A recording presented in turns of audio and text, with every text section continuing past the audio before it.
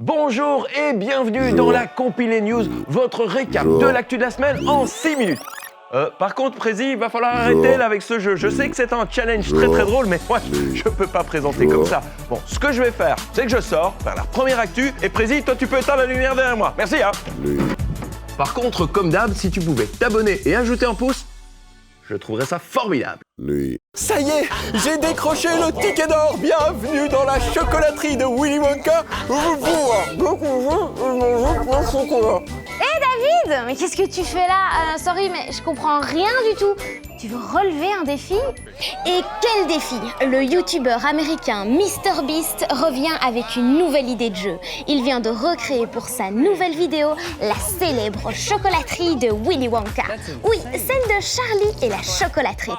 Et comme à chaque fois, il a mis le paquet, tout y est. Les arbres à bonbons, la rivière de chocolat, la porte comestible. De quoi se donner une solide crise de foi. Grâce à ces vidéos, toutes les plus dingues les unes que les autres, MrBeast est devenu l'un des youtubeurs les plus célèbres au monde. Sa chaîne comptabilise plus de 15 milliards de vues. Dans l'actualité, on s'envole vers l'Afrique. Le roi Philippe et la reine Mathilde se sont envolés ce mardi vers la République démocratique du Congo. Une visite très attendue. Et oui, parce que le roi et la reine ne se sont pas rendus au Congo pour y faire du tourisme. Ils sont là pour une visite d'État, une première pour le roi et la reine dans ce pays. L'objectif est de relancer les relations entre la Belgique et son ancienne colonie, mais aussi de parler du passé sombre de l'histoire de notre pays. Pour rappel, en 1885, 7 pays vont se partager l'Afrique comme on s'échange des cartes Pokémon. Oui, je sais, ça a l'air bizarre. Et parmi les pays qui vont en profiter, il y a la Belgique. Notre pays va coloniser le Congo. Et ça ne se passera pas de façon paisible. Les Congolais devront travailler de force pour extraire le caoutchouc et prendre l'ivoire. Des richesses dont ils ne profiteront jamais puisque tout ira à la Belgique. Près de 140 ans plus tard, le roi Philippe vient d'y prononcer un discours très important. Il a exprimé les regrets de notre pays par rapport à la souffrance infligée aux Congolais à cette époque. Face au peuple congolais et à ceux qui aujourd'hui encore en souffrent, je désire réaffirmer mes plus profonds regrets pour ces blessures du passé. Un discours historique, mais un discours où il ne s'excuse pas au nom de la Belgique. Pourquoi ? Eh bien parce qu'une enquête politique est en cours et le roi ne peut pas présenter d'excuses tant que cette enquête n'est pas terminée. Roi Philippe était donc la personnalité à retenir aujourd'hui. C'est l'océan, c'est l'océan, c'est l'océan. Oh, le petit poulet, en ce 8 juin, journée mondiale des océans, j'ai décidé de faire un petit jump sous la mer, histoire de vérifier quelques nageoires. Mais attendez une petite seconde. Où est-ce qu'ils sont les poissons? Oh les copains, les fish sticks, vous êtes où? Ils sont où? Pour satisfaire les besoins de l'humanité en nourriture, les océans sont vidés de leurs habitants. On appelle ça la surpêche.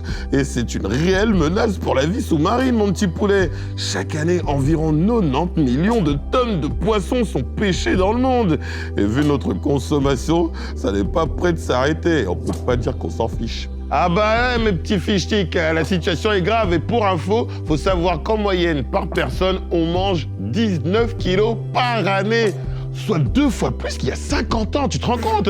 Oui, pas de panique, Madame la Mouche, je vous ai mis tous vos plats préférés. Regardez, il y a des vieilles épluchures, des bananes pourries et je vous ai même mis un petit supplément de croyant pomme. Oui, ne vous inquiétez pas, il y en aura pour tout le monde.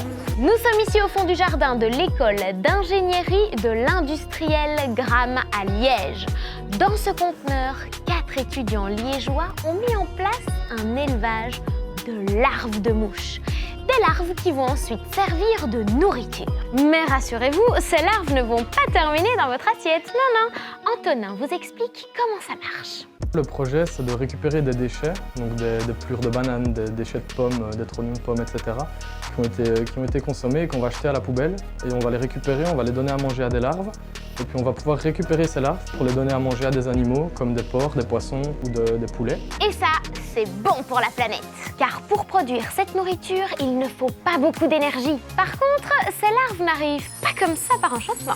Lorsque les 4 étudiants reçoivent les larves, ce sont des bébés et donc elles sont minuscules. Elles sont alors conservées dans ces bacs. C'est leur maison pendant 15 jours. En tant que nourriture, les larves permettent au bétail de produire de l'engrais. Les étudiants espèrent développer leur projet et ainsi traiter les déchets organiques comme des pots de banane, des épluchures de pommes ou des coquilles. Des déchets qui sont bénéfiques pour la croissance de ces larves, qui était l'un de nos mots du jour. Et voilà, j'ai déjà mon cadeau pour la fête des pères de ce dimanche. Une chemise en papier recyclé. C'est une bonne idée, sauf que on ne sait pas la laver. Et pendant que j'essaye de régler ça, on vous écoute parler de votre super papa. Des fois, il fait des blagues et je rigole. À chaque fois, avant d'aller dormir, il me chatouille. Et ma maman, elle dit, c'est pas une bonne idée. Bah, il est tout le temps marrant, sauf qu'il des fois, il fait des blagues pas marrantes. Oui, c'est un papa parfait. À part qu'il dit souvent de gros mots. C'est vrai? Oui. Moi, mon papa, je l'aime très très grand. Papa, j'aimerais bien te remercier pour toutes ces années, tous ces jours, toutes ces minutes, toutes ces secondes. Et je voulais te dire que je t'aime. Que je l'adore et que c'est un papa génial. Je lui dirai bonne fête, papa, et je lui ferai un bisou. Tu vas lui offrir quoi comme cadeau à ton papa? C'est un secret, sinon il va entendre. J'ai bien un cadeau, mais je peux pas vous le dire parce que c'est une surprise. Ouais, mais c'est quoi? C'est une Et pas de petit poème? Si, quand même, mais ça, c'est moi qui va l'écrire et on va parler de nous deux. Tu sais déjà comment ça va commencer? Par je t'aime papa, à la base de tout le temps. Et oui, tu as raison, la base de la base, c'est de dire à son papa qu'on l'aime très très fort. Et moi, je vais vous aimer très très fort si vous vous abonnez évidemment à notre page et si vous ajoutez un max de pouces, pouces, pouces. Voilà, n'oublions pas évidemment le challenge de Prési qui faisait jour, nuit. C'est maintenant, tu peux le faire hein, parce que là j'ai fini, c'est bon. Nuit, jour. Ça le nuit, fait marrer, hein? Ça le fait jour, marrer. Salut!